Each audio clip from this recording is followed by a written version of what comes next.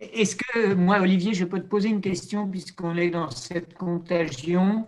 Tu pourrais nous faire part, je connais ta réponse, hein, puisqu'on en a déjà parlé, du délai à partir duquel les professionnels de santé, en particulier les plus jeunes, parce que tu nous as dit qu'il y avait beaucoup d'externes qui étaient venus et qui sont tous tombés malades très vite. Tu pourrais nous raconter un petit peu comment ça s'est passé et au bout de combien de temps ils sont revenus au travail?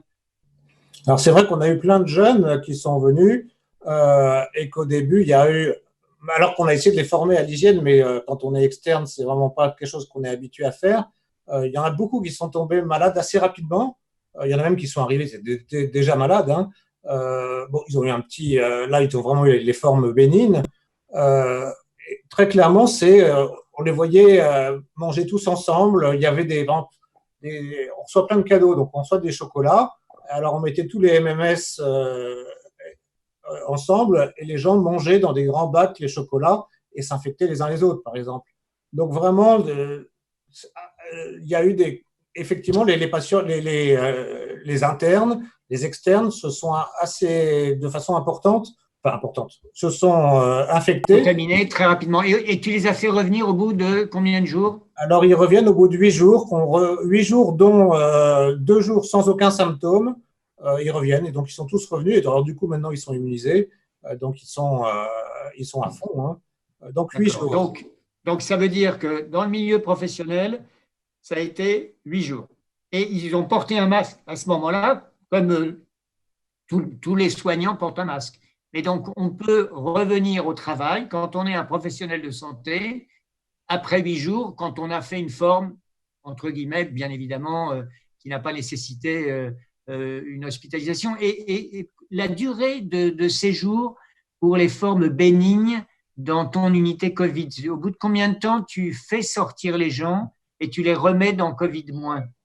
Alors, les patients qui sont âgés, donc, c'est pas comme les 8 jours pour les patients les plus jeunes. Les règles, c'est 10 jours, dont 2 sans symptômes.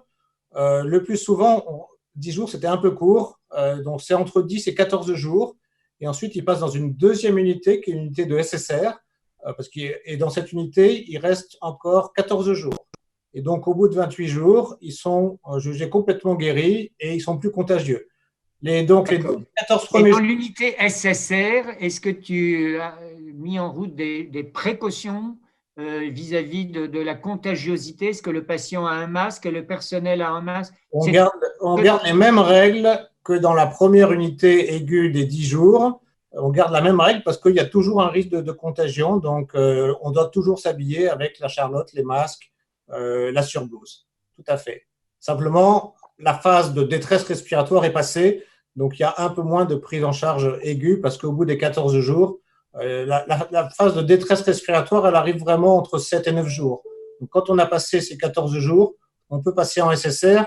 Alors, ils sont très fatigués, nos patients, et donc ils reprennent de la kiné. On fait de la kiné en chambre. On ne va pas dans tout l'hôpital.